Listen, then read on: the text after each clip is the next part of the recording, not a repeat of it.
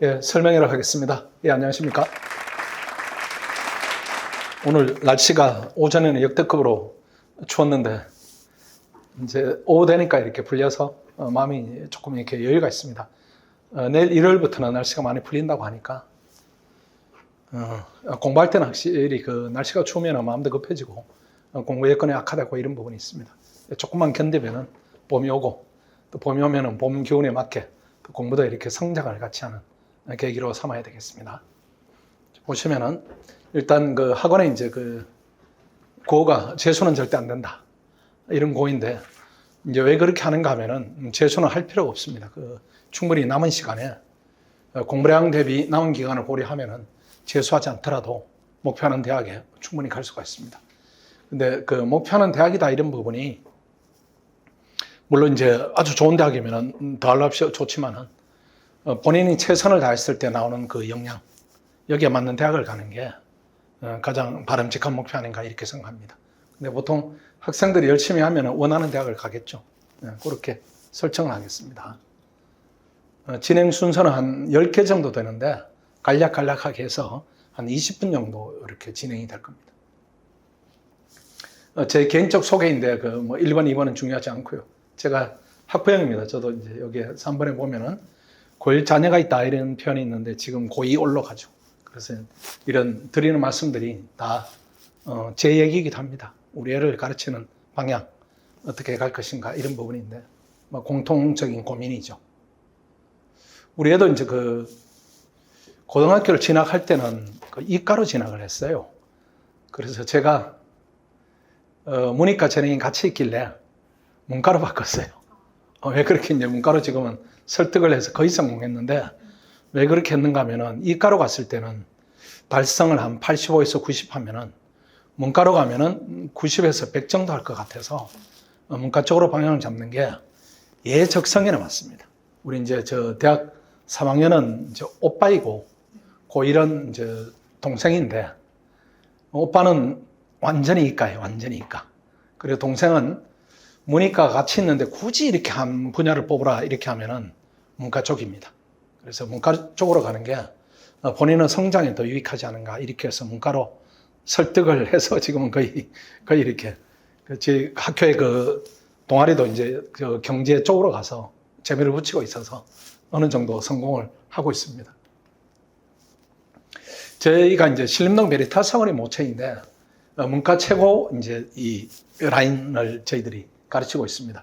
뭐 고시, 그 다음 변호사 시험, 이게 4년 동안 1000명 이상을 합격시켰으니까 변호사를 1년에 한 300명 정도, 고시를 100명 이상 배출하고 있으니까 이런 이제 성과가 뭔가는 이제 노하고 있기 때문에 나오는 겁니다. 신림동에 유일하게 저희들이 성과를 내고 있는데 압도적입니다. 다른 학원은 뭐 한두 명 나오는데 저희들이 이렇게 1년에 수백 명 배출하고 있으니까 이런 노하우들이 고등부에도 이렇게 수정해서 적용이 되는 부분인데, 지금 학생들을 가르쳐 보면은 아주 효율적으로 이렇게 학생들이 공부를 하고 있습니다. 수능에 대해서 간략히 보면은 이렇게 응시생은 많지만은 실제 응시생은 이렇게 많이 줄어들어요. 그래서 이 올해 보면은 46만 정도 이렇게 응시를 합니다. 응시를 하는데 뭐 증감이 의미가 있는 증감 정도가 아니어서 무시하고 46만이면은 그래도 여기에 언급되는 대학 정도를 진학을 목표로 해야 되는데 최소 한 7만 5천 명 정도 정원이 있습니다. 근데 이쪽 라인이 그래도 이제 서열상으로 높다 이렇게 보면은 저쪽으로만 놓고 보면은 조금 더 이렇게 줄여보면은 한 인문계 쪽으로 하면은 15,000명, 자연계 합치면은 3만 명 정도 되니까 어느 정도 공부를 의미 있게 하면은 여기에 언급된 대학들은 진학을 할 수가 있다 이렇게 봐야 되고, 특히 위에서 봐야 될 부분이 의대가 아니라 문과 진학 시 유리한 점이 많이 있습니다. 많이 있는데 일단은 대학 진학이 용이합니다. 의대 쪽으로 많이 빠졌죠. 많이 빠지고 우수 자원이 이과 쪽으로 이렇게 많이 이동을 합니다. 많이 이동을 하는데 의대 쪽으로 이렇게 많이 가다 보니까 이과 또 우수 자원들이 또 이쪽으로 가고, 또 아까 언급했던 우리 애처럼 문이과 같이 있으면 부모들 생각에 이과 쪽으로 보냅니다. 보통 저처럼 문과 쪽으로 가자 이런 경우는 드물어요. 그렇기 때문에 이 문과 우수 자원이 상위권은 이과로 갑니다. 상위권은. 왜 그런가 하면 상위권들은 문이과 적성이 같이 있기 때문에 이과로 가더라도 어느 정도 성과를 낸다. 이걸 전제로 하기 때문에 이과 쪽으로 이동을 했어요. 이동을 했기 때문에 문과 상위권이 비어 있습니다. 상위권. 어차피 하위권은 이과를 도전한다 이 부분이 부담을 느끼기 때문에 문과 쪽에 머물러 있는데 문과 상위권은 이동을 했어요. 이동을 해서 지금 대치동 강남 8학군을 전제로 하면은 문이과 비율이 한 8대 2가 되죠. 8대 2가 되는데 선발 인원을 보면은 차이가 없습니다. 이게 49% 대 51%니까 차이가 없다고 봐야 돼요. 그런데 학생 수는 자연계 쪽에 이과 쪽에 훨씬 많이 있고 문과 쪽은 적게 있다는 거죠. 적게 있는데 또 상위권은 또 비어 있어요. 그래서 잘만 준비를 하고 라인을 잘 이렇게 형성을 잘 하게 되면은 좋은 대학을 상대적으로 쉽게 갈 수 있다. 뭐 좋은 대학을 쉽게 간다 이런 표현은 너무 이제 과한 표현이고 좋은 대학을 상대적으로 예전보다는 쉽게 갈 수 있다. 이렇게 봐야 되겠죠. 제가 이제 대학 지나갈 때는 그때는 전부 문과였죠. 뭐. 그때는 이과 가면은 뭐 기술로 가는구나. 약간은 이렇게 우리가 산업공상 이런 개념 비슷하게 봐가지고 근데 지금 이제 반대 현상이 일어났는데 지금 문과에게는 어떻게 보면 기회다 이렇게 봐야 되는데 문과를 가느냐 이과를 가느냐 이 부분이 이제 유불리다 이런 부분을 떠나서 학생들의 적성을 잘 봐야 됩니다. 이제 제가 염려하는 부분은 무엇인가 하면은 이과 쪽으로 학생이 강남 8학군을 기준으로 80%가 가고 문과로 20% 가다 보면은 분명히 문과 적성인데 이과로 가는 학생이 많아요. 그게 이제 지난번에 교육학자가 써놓은 논문을 보니까 자연 상태로 뒀을 때 적성이 문과 쪽이 65% 내지 70%고 이과 쪽이 35 내지 40%입니다. 근데 현재는 반대로 돼 있어요. 그러니까 시류에 휩쓸려가지고 자연계 쪽으로 가서 이과 쪽으로 가서 본인 적성에 맞지 않는 공부를 한다. 이렇게 됩니다. 이렇게 되면은 그 부작용은 심각해요. 본인 적성에 맞지 않는 공부를 한다. 이렇게 되면은 대학교 가서도 맞지 않는 공부를 하면은 성적도 이렇게 낮아요. 그 다음 사회 진출했을 때 본인이 이제 소질 없는 부분을 가지고 사회 경쟁을 해야 되니까 직업 안정성도 떨어지고 이렇게 됩니다. 그래서 이과가 중요하냐, 문과가 중요하냐 이런 논의를 떠나서 본인 개인이, 학생 개인이 문과 적성이 뚜렷하다 이렇게 하면 문과로 가야 되고 이과 적성에 아주 경쟁력이 강하다 이렇게 하면 이과로 가야 되는데 혹여라도 애매하다 이렇게 하면 걔는 문과입니다. 적성이 이게 문과인지 이과인지 모르겠다 이렇게 하면 그게 문과예요, 문과. 이과는 우리 애가 이제 큰 애가 진이과인데 이과 애들은 적성이 그냥 한눈에 보입니다. 한눈에 보이고 문과 애들은 이렇게 애매하게 보여요. 애매하게 보이기 때문에 이과 적성이 아니다 이렇게 하면 문과 쪽으로 가서 좋은 대학을 가는 게 이것도 하나 방법이다 이렇게 볼 수 있어요. 다만 문과 쪽으로 갔을 때 이제 우리가 걱정하는 부분들입니다. 걱정하는 부분들이 과연 일자리를 얻을 수 있을까? 학생들도 그런 부분을 이제 걱정하는데 너무 과장돼 있어요. 과장돼 있는데 한번 보여드릴게요. 이게 대학 진학 후에도 진로 개척이 용이하다 이런 표현을 썼는데 현재 생각하고 있는 것보다는 용이하다 이 얘기입니다. 근데 이게 이과 일자리하고 문과 일자리의 차이가 무엇인가 하면은 이과는 대학에 진학하면서 일자리가 거의 정해지죠. 그러니까 대학 진학하면서 안심이 되는 겁니다. 자동차학과 갔다 이렇게 하면 그쪽으로 가겠구나. 일자리 생기겠구나. 이렇게 생각하는데 문과는 한 단계를 또 거쳐야 돼요. 예컨대 경영학과를 갔다 이렇게 하면 경영학과로 취업은 되겠지만은 특기를 못 살리니까 뭔가는 자격증이 필요하다 이렇게 되니까 한 단계 더 스텝이 필요하기 때문에 불안감을 느끼는데 사실은 그냥 일반적으로 부모님들이 문과 가면 취업을 못한다 이 생각만 해요. 이 생각만 하지 문과를 갔을 때 과연 어떤 구체적 취업 자리가 있는가 이 부분에 대한 인식은 좀 적고 그 부분에 대한 인식이 없다 보니까 또 준비를 안 하고 이렇게 됩니다. 근데 문과 의외로 일단은 상위권 로스쿨이 있고요. 괜찮아요. 로스쿨 가서 판사하거나 검사하거나 변호사하면은 너무 뭐 뿌듯하죠. 로스쿨 가면은 최하가 변호사이고 잘 나가면 판사 검사 되니까요. 그리고 판사 검사 되는 길이 예전보다는 수월합니다. 예전보다는. 그러니까 학생들이 로스쿨 다니면서 상위권 학생들이 로펌으로 많이 가요. 예전에는 1000명 사법시험 시절에는 1등부터 500등까지는 1등부터 한 300등까지는 판사, 그 다음 300등부터 500등까지는 검사, 나머지 변호사 이렇게 했는데 이제는 변호사 쪽으로 많이 빠지니까 판검 쪽으로 이렇게 인기가 많이 낮아졌어요. 일반적으로 지금 공무원에 대해서 인기가 낮아진 것 현상이 여기도 나오는데 그래도 세상이 바뀐다 이걸 전제로 하면은 공직 안정성 이름을 고려하면 괜찮은 직업이죠. 그 다음 더 독하게 내가 공부를 해보겠다 이러면 고시에 도전하면 됩니다. 고시를 한 300명 뽑는데 국가를 경영하는 핵심 자원이 되는 거죠. 그 기업을 경영해도 의미가 있는 일인데 국가 핵심 자원이 된다. 이것도 아주 의미가 있는 것이고 상한이 열려 있죠. 예컨대 고시를 붙어가지고 경험을 쌓아가지고 선출직해서 시장을 한다. 내가 대통령을 하겠다, 국회의원을 하겠다 이렇게 꿈을 키울 수 있는 그 루트가 만들어지는 것이고 그 다음에 공인회계사입니다. 여기도 최소 1000명을 뽑아요. 원래는 작년에는 1200명. 회계법인 가거나 대기업 가거나 또 나는 세무 쪽에 관심이 있다. 이렇게 연사무사 한 700명 뽑습니다. 그 다음 공인노무사 이렇게 노동자를 위해서 내가 이렇게 상담을 좀 하겠다 하면은 공인노무사 시험을 봐서 또 노무법인에 가거나 대기업에 취업하면 되니까요. 이 전문 자격증이 4,400개입니다. 이게 되게 많아요. 되게 많고 이런 쪽으로 가지 않는다. 학생들이 학교 다니면서 이렇게 야무지게 준비하면은 이 기회를 잡는데 문과 가는 학생들이 그 개념이 이렇게 뚜렷하지가 않아요. 뚜렷하지 않고 그냥 흘러가다가 이제 졸업을 하게 되는 거죠. 졸업을 하게 되면은 이 준비가 안 돼 있다 이렇게 하면 일반 취업을 해야 됩니다. 주로 금융권 쪽으로. 여기 한 2,000명 선발을 해요. 문과 쪽이. 은행은 이렇게 되면 괜찮아요. 우리 이제 학생들도 보면은 지난번에 중소기업은행 다녀 보니까 연봉을 제법 많이 받습니다. 그렇게 되고 공기업 쪽으로 가면 한 5,000명 뽑고 그 다음 사기업 쪽으로 대기업인데 전체 8만이 있는데 한 10,000명은 문과를 또 뽑으니까 요걸 다 합치면은 한 17,000이 돼요. 요 다 합치면은 4,400에 17,000이니까 이게 2만이 넘어갑니다. 2만이 넘어가기 때문에 이 숫자보다 좋은 일자리의 숫자가 더 많아요. 그런데 문과를 진학하는 사람들은 여기에 대한 인식은 별로 없습니다. 별로 없이 문과로 가면은 많은 얘기들이 있죠. 문송이다. 문과를 갔으니까 망했다. 루저다. 이런 개념이 있는데 전혀 그렇지 않아요. 전혀 그렇지 않고 사회의 상층부에 이렇게 속할 수가 있습니다. 속할 수가 있기 때문에 굳이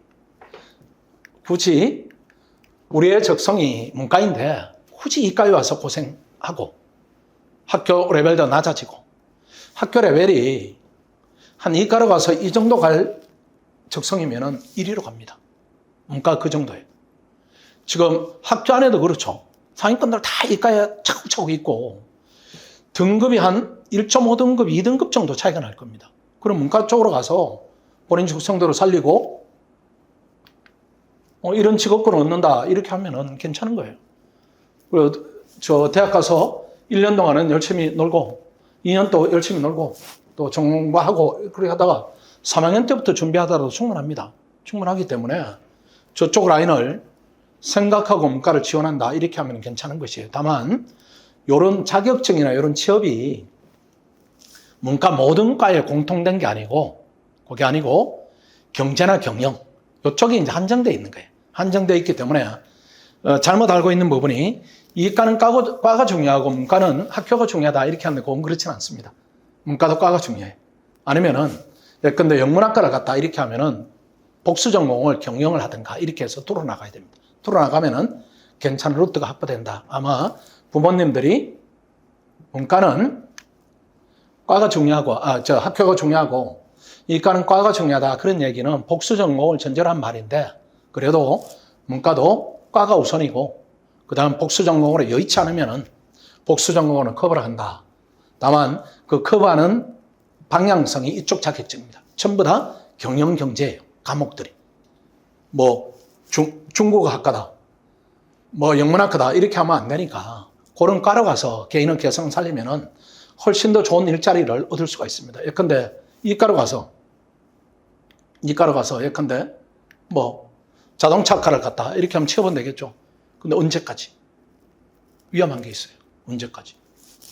언제까지 자동차가 현재 시스템으로 가는가?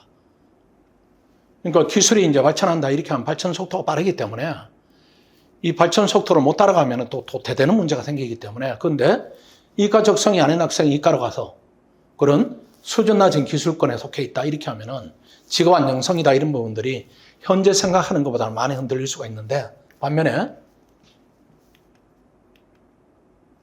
이런 직업군들은 AI 발전에 그다지 영향을 안 받아요.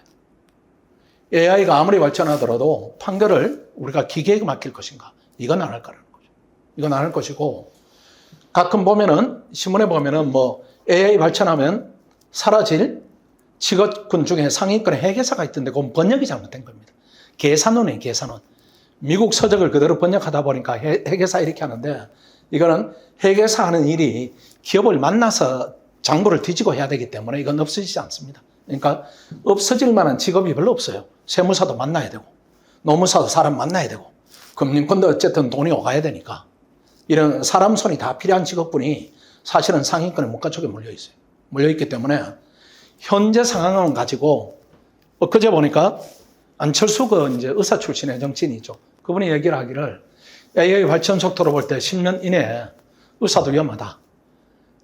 진단도 AI가 하고 처방도 AI가 하면은 지금 학생들이 그것 때문에 의대로 몰리는 부분은 바람직하지 않다 이렇게 하는데 일부 동의가 됩니다. 일부 동의가 되기 때문에 세상은 빠르게 바뀌는데 이건 직업군의 안정성이에요. 안정성인데 정말 현재는 좋은 기회가 열려 있습니다. 이런 기회가 오래 가지는 않을 거예요. 한 3, 4년, 4, 5년 문과가 지금 완전히 바닥이니까 이때 좋은 진입로를 확보하는 게 학생을 위해서 좋다 이렇게 생각해요. 그 다음 조금 더 크게 생각하면은 이런 직업군들이 사회 지도층으로 가는 겁니다. 그 의사는 뭐 30년에도 의사가 되는데 여기는 뭐가 될지 몰라요. 뭐가 될지. 뭐 대통령이 될 수도 있고 국회의원이 될 수도 있고 이 직업을 발판으로 그 다음 스텝으로 이렇게 성장을 할 수 있기 때문에 남학생들 특히 꿈이 이렇게 좀 큰 애들이 있어요. 큰 애들은 문과 쪽으로 진로를 확보하는 게 훨씬 낫습니다. 이제 그래 좋다. 뭐 문과를 가는 좋은데 공부를 잘해야 되니까 왜 우리 애가 공부를 못하냐? 부모들은 항상 뭐 이제 전교 1등 빼고는 다 이런 고민입니다. 왜 우리 애가 성적이 부진하냐? 2등 하는 애는 왜 1등을 못하냐? 3등 하는 애는 왜 2등을 못하냐? 이런 1등은 왜 또 압도적으로 못하냐? 뭐 이런 이제 그런 것들이 있는데 원인이 이 두 가지입니다. 부모들은 1번이 보여요. 왜 공부를 많이 안 하냐? 이놈아. 이게 보이죠? 내가 원하는 만큼 네가 공부했으면 좋겠다. 이런 건데 요 공부 시간 확보가 부족한 원인이 2번에 있어요. 2번에. 근데 2번에 안 보여요, 이게. 우리 전문가들은 보이는데 이게 부모님들한테 안 보이니까 요걸 해결해야 1번이 해결되는데 이게 안 보이니까 이걸 닥달하는 겁니다. 닥달하니까 애는 부모하고 멀어질 수도 있고 부모님들은 속이 터지고 이런 부분이 생겨요. 그래서 이 원인 분석을 해서 1번을 해결하기 위해서는 2번을 해결해야 됩니다. 2번을 해결하지 않으면 1번을 해결이 안 돼요. 왜 그런가 하면은 이 공부 방법의 효율성이 떨어지면 공부하는 게 너무 힘들어요. 너무 힘들기 때문에 공부 시간이 점점 줄어듭니다. 우리도 뭐 똑같죠. 예컨대 뭐 수영을 못하는 사람이다. 이렇게 하면 수영을 계속 시키면 힘이 드니까 하기가 싫어요. 운동 싫어하는 사람들은 운동을 잘 못합니다. 잘 못하기 때문에 싫어해요. 등산을 좋아하는 사람은 산 올라가는 게 힘이 안 드니까 막 다니는데 뭐 그렇지 않은 사람은 또 하기 싫고 이렇게 되니까 결국 이것 때문에 이게 초래되는데 여기에 대해서는 전문성이 없으니까 우리 부모님들이 우리 얘기입니다. 우리 얘기. 이제 저는 전문가니까 괜찮은데 우리 집사람만 보더라도 1번은 알지 2번은 몰라요. 2번은 몰라가지고 이 교육열은 엄청 높은데 모두 다 전문성은 없어요. 전문성은 없어가지고 학원은 그냥 쇼핑합니다. 쇼핑하는데 학원이 공부 방법 효율적으로 잘 운영한다 이런 학원은 되게 드물어요. 되게 드물기 때문에 학원을 아무리 옮겨봤죠. 우리 애가 바뀌지 않아요. 우리 애가 바뀌지 않기 때문에 좋은 선생님을 찾는다. 좋은 학원, 나에게 맞는 학원을 찾는다. 이게 사실은 노력의 무의에 그칩니다. 무의에 그치는 이유가 2번에 대한 전문성이 없고 실제로 효율적인 방법으로 운영하는 학원이 우리 눈에는 거의 없다. 이렇게 보여요. 그런 부분을 조금 들여다보면은 이렇게 학생들이 최상위권 학생과 하위권 학생들의 이 공부 방식에 대한 차이점이 있어요. 일단 하위권을 볼까요? 하위권이 고3 지금 올라가면은 얘들이 고3 정도 되면은 학생들이 누구든지 공부 의지가 발동합니다. 발동해서 열심히 하겠다. 이런 결심은 써요. 결심은 쓰는데 뭔가는 잘 안 돼. 뭔가는 잘 안 되는데 일단 애들이 하는 게 공부를 열심히 하겠다. 이렇게 결심을 세우면은 더구나 뭐 고3 올라가는데 1일이다. 이렇게 하면은 뭐 엄청나죠. 결심은 정도가. 그래서 일단 시행하는 게 수면 시간을 줄이거나 공부 시간을 양적으로 이렇게 확보하려고 합니다. 지금 아까 말씀하신 그런 부분이에요. 내가 독학반에 가서 열심히 하겠다. 이렇게 계획을 세웁니다. 계획을 세우는데 상위권 그렇지 않아요. 잠을 충분히 자야 된다. 왜 그런가 하면 얘들은 공부 시간은 질적 확보가 중요하다 이렇게 생각해요. 결정적입니다. 얘들은 몸이 편해야 공부를 잘한다 이렇게 생각하고 얘들은 몸을 혹사시켜야 공부를 내가 열심히 하는 것처럼 생각을 해요. 이 인터뷰를 한번 보여드리겠습니다. 원래 만점 받은 애들이에요. 똑같습니다. 만점 받은 애들인데 보세요. 해야 할 것 제때하고 제때 푹 자고 여기다 보니까 무조건 잠은 충분히 자야 한다. 친구들한테도 잠 좀 자라고 말했다. 얘들은 특징은 내신 기간에도 생활 패턴에 큰 변화가 없어요. 전교 1등 하는 애들은 똑같습니다. 11시에 자고 7시에 일어나요. 전교 성적이 좋지 않은 애들이 밤 2시에 자고 막 3시에 자고 밤새고 이렇게 하지 얘들은 똑같습니다. 얘들 원래 만점 받은 학생들이 11명인가 그런데 이제 인터뷰로 든 게 3명인데 똑같을 거예요. 애들이 못하는 애들이 사당 오락 이런 얘기를 합니다. 근데 얘들은 안 그래요. 무조건 잠을 충분히 자요. 그 다음 얘도 보니까 아침 6시에 일어나 10시까지 자습하고 12시 전에 자는 항상 똑같은 루틴. 무리하지 않는 겁니다. 얘가 이 정도가 내 몸이 가장 편한 상태다. 이렇게 하는 거예요. 그 다음 수능날 긴장하지 않기 위해서 수능 시간표에 맞춰 했다. 컨디션 조절을 위해 규칙 적생활을 하고 7시간씩 잤다. 이게 공통적입니다. 공통적이고 그 다음 얘는 단대우고 학생인데 고대를 다니면서 휴학하지 않고 수능을 만점 받았다. 그러니까 얘가 이제 왜 만점을 받는가 하면 저희들 압니다. 왜 그런가 하면 얘가 공부 캐파가 늘어났어요. 대학 가서. 그러니까 대학생은 관점으로 고등학생 공부를 하는 겁니다. 예컨대 1000페이지짜리 책을 공부하다가 고등학교 150페이지짜리 문제집을 보는 거예요. 이게 캐파가 커진 겁니다. 캐파가 커지니까 같은 시간을 하더라도 효율적으로 하는 겁니다. 얘가 효율성을 배웠어요. 효율성을 배웠기 때문에 별로 시간 확보를 많이 하지 않더라도 성과를 내는 거죠. 얘가 갑자기 대학 가서 머리가 좋아졌는가 그렇지는 않아요. 그렇지는 않고 뭔가는 이렇게 공부를 해야 되겠다. 대학 가서 이렇게 깨달아 버린 거예요. 깨달아 버렸는데 그게 핵심이 이런 것들입니다. 다시 처음으로 돌아오면은 이게 공부 시간의 양적 확보다 이게 중요하지가 않아요. 양적 확보가 중요한 게 아니고 그 양 안에 질이 있어야 되는데 요걸 이제 몰라요. 학생도 모르고 학부모는 잘 모르고 우리 애가 밤 1, 2시까지 불이 켜져 있으면 열심히 하는구나 이렇게 생각하지 그 안에서 질이 무너지고 있구나 여기에 대한 생각은 별로 안 한다는 거죠. 그리고 2번입니다. 애들이 공부와 휴식의 경계선에 모호합니다. 놀 때 놀고 공부할 때 하는구나. 전교 1등은 항상 그런 평가를 받죠. 쟤는 놀 때 놀고 공부할 때 이런 평가인데 얘들은 그게 애매합니다. 근데 얘들이 그거 할 수 있는 게 수업 시간에 최대한 집중해요. 수업 시간에. 수업을 잘 들어야 내가 복습하기도 수월하고 내 시간이 더 이렇게 많이 확보된다. 이걸 알고 있어요. 근데 얘들은 수업 시간에 소홀하는데 왜 그런가 하면은 1번 때문에 그래요. 잠을 줄이다 보니까. 학교하면 띵 하는 겁니다. 우리 학원에 6등급 하는 학생이 있었는데 여고 학생인데 잠을 한 3시에 자고 6시 반에 일어나요. 그래서 보통 사람들이 이제 그 어머니가 오셔가지고 우리가 그렇게 하는데 6등급이에요. 이렇게 하는데 저는 속으로 그렇게 하니까 6등급이에요. 조금 보는 관점이 달라요. 효율성이 없는 거죠. 이게 또 애들이 정신력을 엄청 중요하게 생각합니다. 정신력. 작심삼일해요. 이렇게 무리를 하니까 정신을 가동하는 건데 이게 유지가 안 됩니다. 근데 반면에 애들은 육체적 컨디션이 중요하다고 생각해요. 나는 졸리는 상태가 너무 싫다 이렇게 생각해요. 그럼 공부가 안 되니까. 얘들은 그게 없어요. 커피만 마시고 억지로 참고 우리 학원에 이제 학생 중에 키다리 책상을 이렇게 요청하는 학생이 있어요. 그건 제가 일부러 수용을 합니다. 자고 와라. 키다리 책상 많은 부분은 우리가 비용 아끼자 이런 부분이 아니고 절대 수용을 안 해요. 그건 잘못된 패턴으로 하기 때문에 그냥 몸에 필요가 없도록 잘 쉬고 와라 이렇게 합니다. 그 다음 애들이 생활 동선이 복잡하죠. 애들이 특히 남학생들은 별의별 걸 다 합니다. 공부에 쪽 관심이 많아요. 근데 남학생들은 어느 순간에 바뀌면 됩니다. 어느 순간에. 여학생들 한번 공부에서 벗어나면 이게 방법이 없어요. 그 남학생들은 어느 순간에 바뀌어요. 얘들이 그 정시 파이터들이 많죠. 남학생들이. 그 특성대로 하면 되니까 지금은 3학년이다 이렇게 공부에 쪽으로 많은 관심을 가졌다 할지라도 현재는 그렇지 않을 거예요. 현재는 그렇지 않고 의지가 엄청나게 이렇게 올라와 있는데 진척이 안 될 가능성이 있어요. 진척이. 그 상태일 거예요. 그러니까 본인이 가장 괴로워요. 근데 해결책을 부모도 몰라요. 그러니까 이게 힘이 들어지는 거죠. 그 다음 5번에 공부를 혼자 하는 것이다. 이 인식이 의외로 강합니다. 이게 자기주도 학습.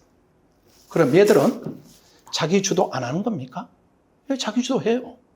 얘들은 전문가 도움을 받아서 내가 자기주도 하겠다. 이 생각이 강하고 얘들은 그 생각이 상대적으로 적어요.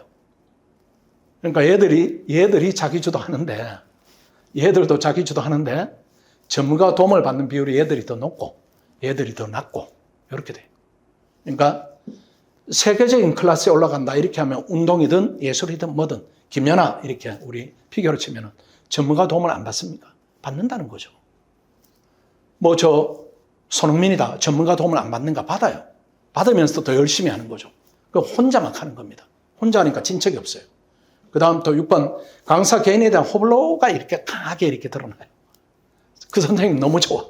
그래서 나는 국어에 꽂혀서 국어만 막 하든지 아니면 과학에 꽂혀서 과학만 막 하든지 이렇게 하는데 얘들은 강의 내용이 중요하다 이렇게 봐요. 그래서 다수가 선택하는 선생님을 할지라도 내가 원하는 내용이 없으면 걔들은 안 합니다. 그러니까 얘들이 본질적으로 이 부분이 공부에 있어서 나에게 필요하다 이렇게 하면 그 부분을 선택하지 개인을 선택하지는 않아요. 그 다음 7번 얘들이 또 아주 중요합니다. 여러 과목을 동시에 합니다. 여러 과목을. 그래서 어떤 책이든지 앞만 이렇게 까맣고 뒤로 가면 하얘요. 얘들은 한 과목 집중 학습에 대한 인식이 있어요. 우리 서울대 의대나 이렇게 좋은 대학에 간 학생들 인터뷰를 보면 공통적인 게 있습니다. 하루에 한 과목씩 이렇게 하는 경험이 있어요. 오늘 아침 9시부터 저녁 11시까지 수학 문제 다 풀었어요. 이렇게 해요, 공부를.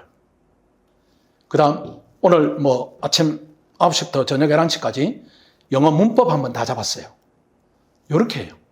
이렇게 하면은 어떤 이제 효과가 나오는가 하면은 하루에 걸쳐가지고 쭉 하다 보니까 어느 부분이 약한가에 대한 인식이 뚜렷해져요.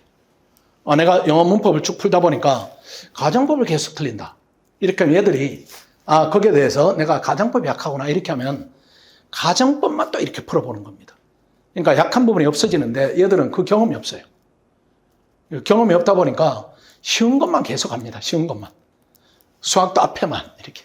머리를 쓰기 싫어해요. 왜 그런가 하면은 1번 때문에 그래요. 피곤하니까. 우리도 피곤하면 복잡한 일을 생각하기가 싫어하듯이 피곤하면 어려운 과목, 어려운 파트에 대한 도전의식이 이렇게 떨어집니다. 떨어지니까 얘들은 약하다, 강하다 이런 부분에 대한 인식이 있으니까 개선하겠다 이렇게 하는데 얘들은 그게 없는 겁니다. 그래서 같은 5시간을 공부하더라도 얘들은 본인이 모르는 부분을 하고 얘들은 아는 부분을 계속해요. 그러니까 실력이 안 느는 겁니다. 그 다음 9번 평가에 대한 두려움이 있어요. 자기가 어느 부분을 못하는지 모르니까 막연한 겁니다. 시험 보는 게 막연해요. 근데 얘들은 내가 어떤 부분을 보완했는데 이게 실제로 성과로 연결될까에 대한 궁금함이 있어요. 그리고 시험을 자꾸 보는 겁니다. 자꾸 보고 얘들도 시험 임박해서 에너지 폭발력이 내신에 대한 한해서 얘기하면은 시험 임박해 에너지 폭발력이 부족하죠. 왜 그런가 하면은 얘는 약한 부분에 대한 인식이 있기 때문에 내신 기간에 그 부분을 꼭 보충을 해야 돼요. 근데 얘는 그 인식이 없으니까 내신 기간에 11시에 자든지 2시에 자든지 똑같습니다. 근데 얘는 11시까지 원래 자야 되는데 아직은 지금 내가 보완해야 될 게 3시간이 남아있으면 잠을 늦춰요. 그렇게 보완해서 그 다음날 시험을 보는데 얘는 그 인식이 없으니까 그냥 흘러가는 대로 가는 겁니다.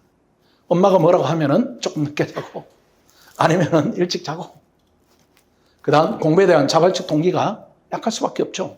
잘 안 되는 겁니다. 얘는 강하고. 근데 하위권 학생 공부 방식과 상위권을 비교하면은 어느 쪽이 쉬운가 하면 이쪽이 쉬워요. 이쪽이. 좀 더 푹 자고 전문가 도움을 받아서 어려운 부분을 해결하고 내가 약한 부분에 한해서 집중적으로 하고 한 과목을 쭉 해가지고 성적을 올리고 이렇게 되니까 요게 쉽습니다. 요게 쉬우니까 이 학생들은 계속 이 방식으로 해도 힘이 안 들어요. 힘이 안 들으니까 계속 저렇게 하는 거고 얘들은 힘이 엄청나게 드는 겁니다. 엄청 들어서 거창하게 이렇게 출발을 해요. 1번. 그래야 정신력 탓하다가 결국 무너지고 다시 또 결심하고 그 안에서 가족 간의 갈등이 엄청 생길 수도 있습니다. 지난번에 상담한 학부형은 얘 때문에 우울증 왔다. 얘 때문에 우울증 와서 미치겠다. 이해합니다. 왜 그런가 하면은 사회생활을 하는 데 있어서 대학이 결정하는 여러 것들이 있죠. 그렇죠. 대학 때문에 결정된 여러 가지 것들이 있기 때문에 우리가 대학의 중요성이다 이런 부분을 알고 있고, 그 다음 현실의 중요성을 알고 있기 때문에 우울증이 생길 수밖에 없어요. 얘는 애대로 움직이지 않고 나는 방법을 모르고 하니까 계속 충돌하는 겁니다. 그러니까 방법이 하면은 요 방법대로 하라 이렇게 지도를 하는데 그걸 모르니까 야단을 치는 거죠. 야단을 치고 반발하고. 그러니까 집안에 해결책은 없는데 서로 이렇게 다툼이 있는. 여기는 얘가 쉽게 하는 겁니다. 잠자고 먹을 거 먹고 놀 거 놀고 그 다음 공부할 가고 이렇게 되니까 매끈하게 가는 것이고, 얘는 지속성이 없어요. 근데 얘 생각에는 내가 열심히 한다고 생각해요. 그건 성과가 없어요. 성과가 안 나와요.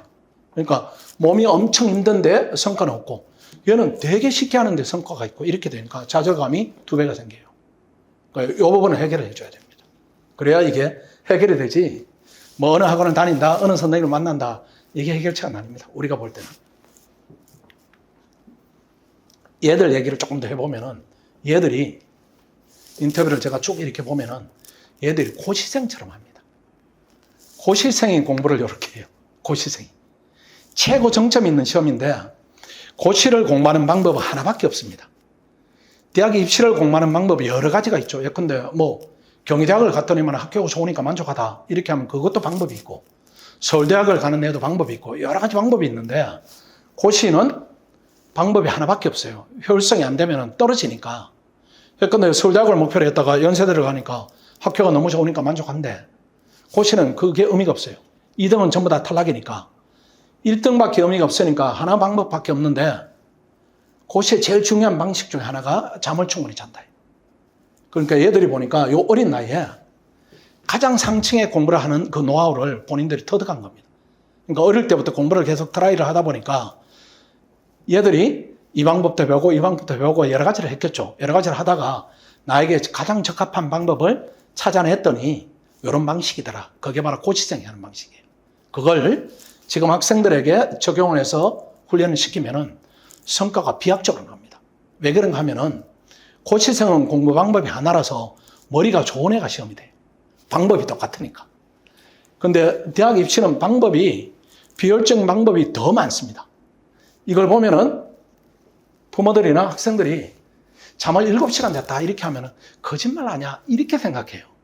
근데 우리는 정말로 얘가 제대로 공부를 하는구나 이렇게 생각한다는 거죠. 그러니까 이 고등학생들이 하는 공부 방식은 전부 비효율적인 방식이 너무나 많아요. 너무나 많은데 우리 애가 효율적인 방식으로 공부를 한다면은 상대적으로 쉽게 성적을 얻을 수가 있습니다. 그래, 그 길로 가야 돼요. 그 길로. 학원을 쇼핑하는 게 해결책이 아닙니다. 그 길로 가야 돼요. 얘도 그 방법을 아는 거예요. 얘도.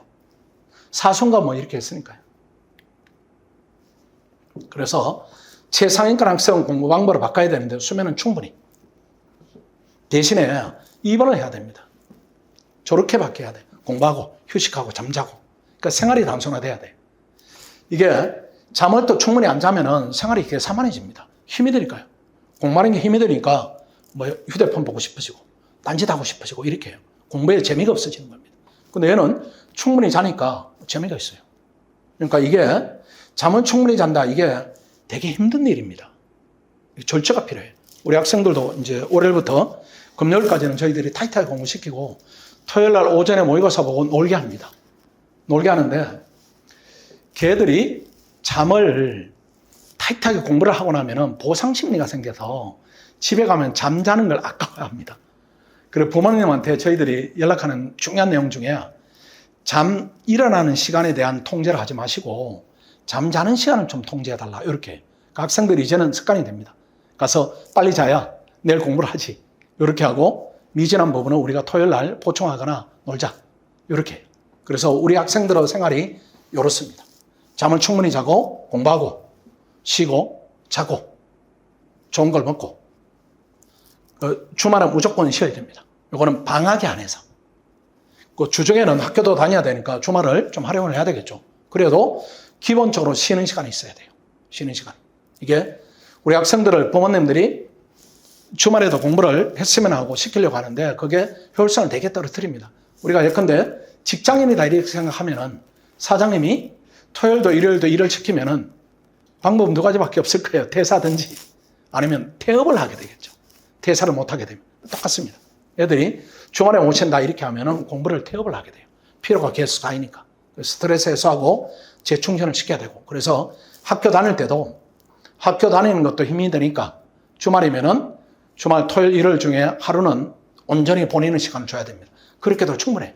고시생들은 무조건 일요일을 쉽니다. 토요일 오후부터 일요일까지 무조건 쉬어요.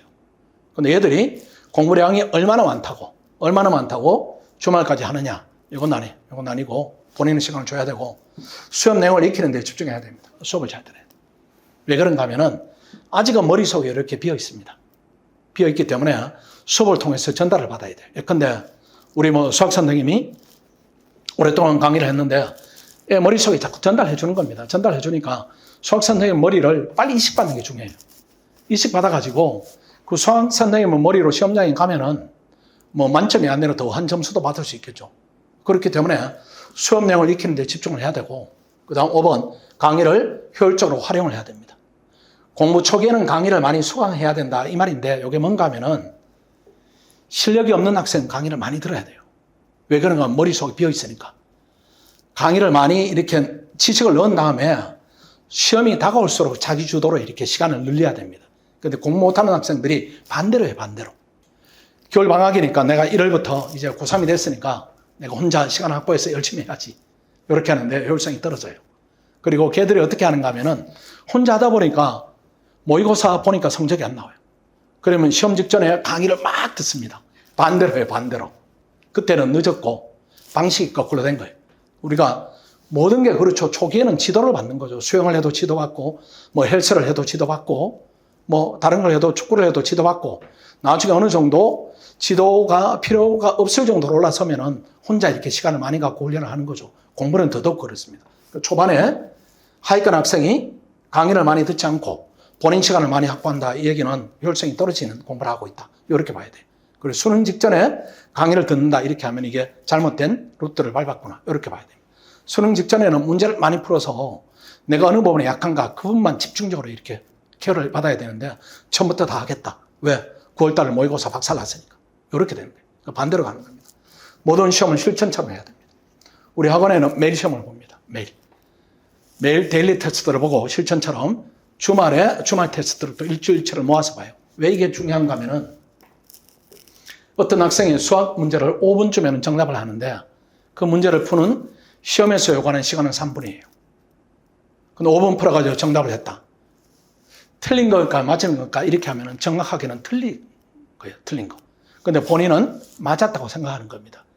제일 많이 하는 학생들이 시험을 망치고 제일 많이 하는 말이 뭔가 하면은 시간이 없어가지고 그 말이죠.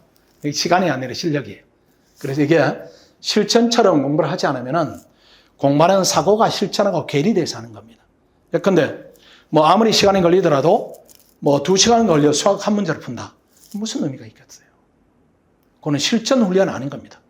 그는 어릴 때 사고력을 이렇게 높인다 이런 차원에서는 그런 훈련이 하나 방식은 될 수 있지만은 시험장에 가서 5분에 풀어야 되는 문제를 1시간 고민한다. 이게 실전에 무슨 도움이 되겠는가? 이렇게 봐야 돼요.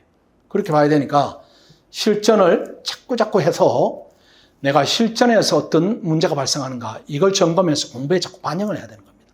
문제를 봤을 때 이 문제는 5분에 사고하면 안 되고 3분에 풀어야 되니까 유사한 문제를 내가 3분에 자꾸 푸는 훈련을 해야 돼요. 그렇지 않고 5분에 걸쳐 풀었으니까 내가 깊이 있게 생각했구나. 또 5분 이렇게 하면 안 되는 겁니다. 시험장에 가면은 본인이 알고 있는 실력하고 다른 결과가 나오는 것이고 7번입니다. 도장 깨기 학습법 이렇게 이름을 붙였는데 한 과목씩 이렇게 해야 돼요. 한 과목씩 실력을 높일 때는 한 과목, 실력이 올라가면 여러 과목 동시. 그래서 우리 고등학생으로 치면은 9월 모의고사 오기 전까지는 한 과목씩 집중적으로 올려야 돼요. 그 다음 올린 다음에 9월부터 한 70일 정도는 여러 과목을 동시에 해야 됩니다. 이게 왜 그런가 하면은 예컨대 영어를 문법이 약하다 이렇게 하는데 문법을 보통 학원들이 일주일에 한 번 10회 정도 그러니까 2달 반 하죠. 그것과 열흘 동안 계속하는 것. 어떤 게 효율적이겠어요? 후자예요, 후자. 그러니까 지금 대치동이든 어디든지 시스템이 다 그렇게 비효율적으로 되어 있는 겁니다. 그러면 가르치는 사람도 집중도가 떨어지고 배우는 애들도 집중도가 이렇게 떨어져요. 고시는 무조건 한 과목씩 시킵니다. 그러다 시험 임박하면 여러 과목을 동시에 시켜가지고 실력을 쭉쭉 올린 다음에 관리돼가지 실력이 오르지 않게 이렇게 조금 이렇게 하지는 않는다는 거죠. 근데 나는 수학이 약하다 이런 학생이 수학원을 한 달 동안 파버린다. 해결이 될 거예요. 수학2를 한 달 동안 파버린다. 이렇게 하면 해결이 되는 거죠. 근데 수학을 일주일에 2번씩 쭉 간다. 해결이 안 되는 겁니다. 이게 사고가 이렇게 연속성이 떨어져요. 떨어지니까 한 과목씩 이렇게 해서 한 과목씩 하다 보면은 상대적으로 내가 잘하고 못하고 이 부분이 가려져요. 그럼 나중에는 근음을 잡아 하는 겁니다. 그러니까 내가 수학원을 했는데 수학은 제가 잘 몰라서 미분 파트가 내가 약하다 이렇게 하면은 그 과정이 끝나면 미분만 또 잡는 거예요. 그래서 약한 부분을 없애버리고 또 전체적으로 볼 때 국어 중에 비문학이 약하다 이렇게 하면 비문학을 또 잡아가지고 열흘 동안 비문학만 하자. 근데 비문학 했는데 특별한 유형의 문제가 발생한다. 그것만 또 잡고 이 과정이 지금부터 9월까지 진행이 되면 되는 겁니다. 그리고 난 다음에 실전 훈련 가면 되는 것이에요. 그렇게 해서 한 과목씩 이렇게 잡아나가야지 이걸 부모님들이 걱정하는 게 어떤 부분이 있는가 하면은 이런 부분이 있습니다. 이렇게 있으면은 이걸 100으로 하겠습니다. 서울대학을 가는 기준은 제가 100으로 이렇게 잡을게요. 염려하는 부분이 뭔가 하면은 한 과목 이렇게 잡았다. 이렇게 해서 100을 돌파했다. 그럼 다른 과목 할 때 이게 내려오는 걸 걱정해요. 내려오는 걸 걱정하는데 0에서 예컨대 100을 넘어섰다. 이렇게 100이라고 표현하겠습니다. 이걸 국어를 예컨대 100으로 만들었는데 수학을 하면은 국어를 안 하면 이게 내려오겠죠. 내려오는데 여기까지 내려오지는 않아요. 0까지. 그 60까지 이렇게 내려오는 겁니다. 60까지 내려오면은 그 다음에 100을 만들 때는 노력이 좀 덜 들겠죠. 이렇게 되는 겁니다. 그래서 요렇게 하다 보면 다음에 또 놓으면은 요게 또 한 80까지 이렇게 떨어지고 다음에 또 100까지 올리는 데는 시간이 이렇게 단축이 되겠죠. 그 다음에 놓으면은 90까지 떨어지고 그 다음에 이렇게 올리는 데는 금방 올리니까 100으로 올리고 요게 100 위에서 이렇게 진행이 되는 거예요. 그래서 고시생을 훈련시키는 기본적인 툴입니다. 그래서 학생들이 우리 전문가들은 이 라인을 중요하게 봐요. 이 라인을. 근데 학생이나 비전문가들, 부모님들은 잊어버리면 어쩌나 이 라인을 이렇게 생각하는 겁니다. 근데 그것 때문에 밑에서 계속 진행이 되면은 낮은 단계에서 의미 없는 반복을 계속해요. 그래서 우리가 이 곡선을, 이 그래프를 9월 전에만 만들어내면은 9월에는 여러 과목이 동시에 진행이 돼요. 여기서. 여러 과목이 동시에 진행이 되기 때문에 원하는 대학을 충분히 갈 수가 있는 겁니다. 근데 이 패턴으로 하지 않으면은 여기서 계속 하는 거예요. 여기서 계속 하니까 시간 투자가 상대적으로 적으니까 어려운 문제 이런 부분에 대해서 시간만 할애를 못하고 계속 쉬운 것만 계속하고 이렇게 되는 겁니다. 이 과정에서 나를 힘들게 하는 요소가 무엇인가 이렇게 하면은 여기서는 전체적으로 했지만 두 번째 할 때는 힘든 부분을 하고 마지막 할 때는 아주 반복되는 부분, 출제가 될 만한 부분, 내게 약한 부분 이런 부분을 메워가면은 이걸 넘어선 상태의 시험장에 가게 되니까 그때는 두려움 없이 가는 거죠.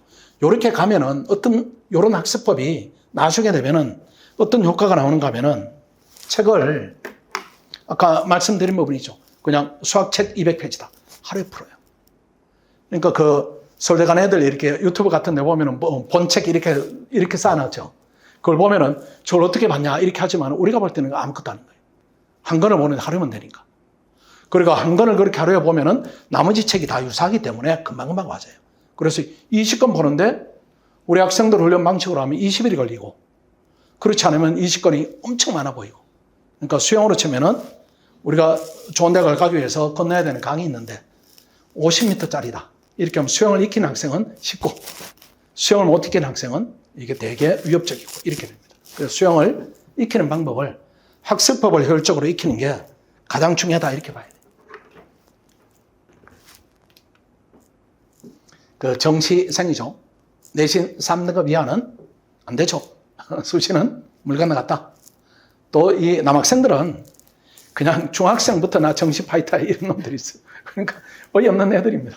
그러니까 남학생들 이 정서에 내신이 잘 맞지 않는 부분이 있어요. 그것 때문에 내신이 못한다 이렇게 해서 학생은 능력이 그만큼이다 이렇게 보지는 않습니다. 저희들 능력 아주 잠재가 있고 목표 대학은 최상으로 정해야 돼요. 왜 그런가 하면은 남은 시간이 많으니까. 그리고 그래야 에너지가 이렇게 증폭이 돼요. 예. 뭐 인서울 한다 이렇게 하면 그것 때문에 내가 열심히 해야 될까? 이렇게 돼버려요. 그러니까 재수는 절대 안 한다 할 필요 없어요. 이게. 남은 시간은 충분하고 수능을 기본으로 하되 내신 기간은 그래도 해야 됩니다. 그래도 그렇게 해서 그동안에 내보다 앞섰던 애를 내가 3학년 때 한번 추월해본다. 이것도 의미가 있어요. 또 이 강남의 내신은 수능하고 유사한 부분이 있기 때문에 그냥 모의고사로도 나를 테스트해보고 내신은 테스트해보고 다만 내 시간을 최선을 다한다는 부분이 수능에 기초해서 내가 지금은 국어 기간인데 학교는 내신을 본다 하면 국어를 잘 보는 쪽으로 테스트를 해보고 이런 쪽으로 해요. 한 번만 잘 보면 됩니다. 내신은 12번을 잘 봐야 되는데 수능 한 번이에요. 그러니까 반대로 생각하면은 한 번 망치면 인생 끝 아니냐 이렇게 생각할 필요 없어요. 한 번만 잘 보면 되니까. 12번을 잘 보는 건 힘든데 난 한 번만 잘 본다. 나는 그다음 운 좋았다. 괜찮다. 이렇게 들어가는 것이고 순공 시간은 칠날 확보하되 현명하게 아까 말씀드린 대로 그렇게 현명하게 그 다음 도장깨기 공부법으로 이렇게 공부 효율성 높여야 됩니다. 차례대로 해야 돼. 차례대로 해서 학생들이 예컨대 성적이 5등급이다 이렇게 할지라도 그 과목 안에 편차는 있어요. 나는 수학은 어려운데 국어는 괜찮아. 이렇게 하면은 수학을 잡아야 돼요. 근데 자연 상태로 두면 얘가 국어를 합니다. 국어가 쉬우니까. 그리고 거기서 효능감을 좀 느껴요. 내가 국어하니까 괜찮아. 이렇게 하는데 그걸로 미래는 열리지 않아요. 약한 걸 잡아서 이렇게 평탄하게 만들어두고 그 다음 9월부터는 빠르게 달리게. 그렇게 준비를 하면은 효율적으로 할 수가 있습니다. 우리가 이제 효율적인 그런 부분이 있는데 과연 학원의 시스템이 있는가 이렇게 보면은 일단 강의를 많이 들어야 돼요. 3시간을 이제 강의를 합니다. 하고 이 강의를 이 학생이 제대로 들었는가를 수준별로 클리닉을 해요. 문제도 내주고 이렇게 해서 잘 들었는가 이렇게 보고 그 다음 혼자 공부하는 과정이 필요하죠. 그리고 이걸 잘했는가를 그 다음 날 시험을 봅니다. 그럼 얘가 2단계에서 문제가 발생하면 여기서 걸러지고 여기서 문제가 발생하더라도 자기 주도로 어느 정도 메우고 제대로 했는가를 그 다음 날 실전 모의고사를 보고 또 실전 모의고사를 본 부분에 대해서 이건 하루치 공부인데 일주일 공부량이 늘어났을 때는 제대로 하는가 이건 또 테스트가 필요해요. 그걸 주간의 실전 모의고사로 보는 겁니다. 그 다음 여기에 드러나는 문제점을 선생님이 해결해 주고 마지막으로 전범위로 이렇게 모의고사를 봤을 때 대처력이 어느 정도인가 이렇게 하면은 요 단계로 가면은 성적이 안 오르기가 불가능합니다. 오르게 돼 있어요. 근데 학원마다 이렇게 하는 학원이 별로 없어요. 없는 이유가 아마 제 생각에는 이 필요에 따라서 이렇게 방법이 나오는 것인데 고시 공부는 이렇게 저희들이 시켜요. 왜 그런가 하면 고시 공부는 되게 어려운 시험이니까 이렇게 시키지 않으면 애들이 시험을 못 붙으니까 그렇게 시키는데 대학은 그런 부분이 좀 상대적으로 적으니까 편한 대로 이렇게 할 거예요. 편한 대로. 뭐 일주일에 2번 불러가지고 뭐 시키고 또 밸런스도 다 무너지죠. 영어 선생님은 영어 숙제 잔뜩, 국어는 국어 잔뜩, 수학은 수학 잔뜩 이렇게 내는데 그것도 이제 해독입니다. 그러니까 학원에 이렇게 종합학원에 오면은 그 밸런스가 유지가 돼요. 영어 할 때는 영어 집중, 수학 할 때는 수학 집중. 학사 일정인데 일단은 3월 모의고사 때 3월 달에 수능 기출 분석해서 3월 모의고사 보고 그 다음 4월에는 수능 집중 EBS를 어쨌든 좀 다뤄야 됩니다. 그걸 다루고 문제풀이도 하고 이론도 정리하고 6월 평가 모의고사 드러난 문제점을 6, 7월에 수능 대비 고난도 문제풀이로 이렇게 좀 하고 실전 훈련 좀 하고 그 다음 평가 모의고사 보고 이때까지는 도장 깨기식으로 해야 됩니다. 그렇게 하고 여기서 드러난 문제점 이걸 가지고 실천을 통해서 마지막으로 그 다음 마지막 11월에는 선생님들이 옆에 있어주는 게 중요합니다. 그때는 애들이 멘탈이 이렇게 흔들릴 때니까 그때 선생님 질문도 받아주지만 같이 러닝메이트가 있다 이런 부분이 중요하니까 이런 식으로 이제 진행을 하고 그 다음에 요거는 이제 세부적 내용입니다. 이건 설명드리지 않겠습니다. 집중 강의를 현재 요거는 이제 3월부터고 현재 집중 강의가 이런 형태로 진행되는데 계약하면은 부득이 한 과목만 진행되는 것이고 지금은 2과목씩 해요. 오전에는 수학, 오후에는 국어, 또 국어가 끝나면 영어 이렇게 하니까 지금이라도 학원에 가서 이렇게 좀 트레이닝을 받으면은 요 과정에 들어갔을 때 조금 수월함이 있다 이렇게 볼 수가 있습니다. 그래서 수학을 20일 동안 잡자. 그 다음 영어는 중요도가 개인마다 차이가 있으니까 6회 정도로 잡자. 그다음 국어를 10회 정도로 잡자. 그리고 사탐과 탐이다. 이런 부분들은 이거는 말 그대로 격가지 과목입니다. 격가지 과목이어서 조금씩 하더라도 충분히 대처가 되니까 이렇게 2달 동안 한번 달리고 그 다음에 또 이때는 수학을 한번 했으니까 또 단축해서 13회 영어는 4번 국어는 10번 정도 해가지고 6월 모의고사를 준비하자. 이렇게 해서 끝이 나면은 그 다음 단계로 이제 이어지는 부분입니다. 그 다음 단계는 요강에는 있지만 설명은 제가 안 드렸고 그 다음 등록식 혜택 이런 부분인데 뭐 설명을 많이 드리진 않고 3번 여기 이제 학원은 특수한 부분입니다. 몰입 장학금을 지급합니다. 저희들이 와서 학원에 와서 공부하면 1시간당 2,000원을 지급해요. 그래서 지난번에 그제 이제 학생들 장학금을 지급했는데 돈으로 이제 주는데 학생들이 돈으로만 인식하면 안 되니까 장학증서를 만들어줘요. 그 봉투에 넣어서 고생했다. 엄마는 절대 주지 말고 네가 써라. 이렇게 지급하고 그 성적 우수 장학금을 또 지급하고 이렇게 해서 학생들의 학습 동기를 이렇게 많이 부여를 합니다. 그 다음에 뭐 상시 상담 항상 있는 것이고 이건 뭐 그게 다른 나라과 차별화되는 부분 아니겠습니다. 그 다음에 이거는 저희들이 지방 학생들을 위해서 학원 원룸을 무료로 지원하는 부분인데 해당 사항이 현재는 재학생들은 뭐 없을 것이다 이렇게 생각합니다. 그 다음 우리 선생님들인데 정말로 열심히 잘해요. 정말 열심히. 영어를 이 선생님이 경험이 많아가지고 영어를 과하지 않게 등급을 올리는 그 노하우가 있어요. 제가 만나본 선생님 중에 대단한 분입니다. 대단한 분이고 요 수학 선생님도 열정이 넘칩니다. 본인이 쓴 교재도 아주 좋아가지고 선생님에 대한 평가가 되게 높아요. 여기에 이제 광고 측면이 아니고 강의 만족도가 아주 높은 선생님이고 요 국어 선생님도 열정이 넘칩니다. 이것도 좋은 책이 있어가지고 학생들의 강의 평가 아주 좋고 요 여선생님도 꼼꼼하게 잘 가르칩니다. 그래서 여기 이제 우리 선생님들하고 또 여기는 사탐 선생님이에요. 스펙이 4번대를 수석 졸업하고 박사과정까지 갔으니까 이렇게 보는 눈이 조금 다르다. 과탐, 이거는 뭐 문과에 해당 사항이 없으니까요. 과탐 선생님들이 열심히 하는 그런 선생님들입니다. 오늘 설명회를 여기까지. 처음에는 20분 한다 이렇게 했는데 열심히 들어주셔가지고 제가 더 많은 내용을 전달드렸습니다. 자, 마치도록 하겠습니다. 수고하셨습니다.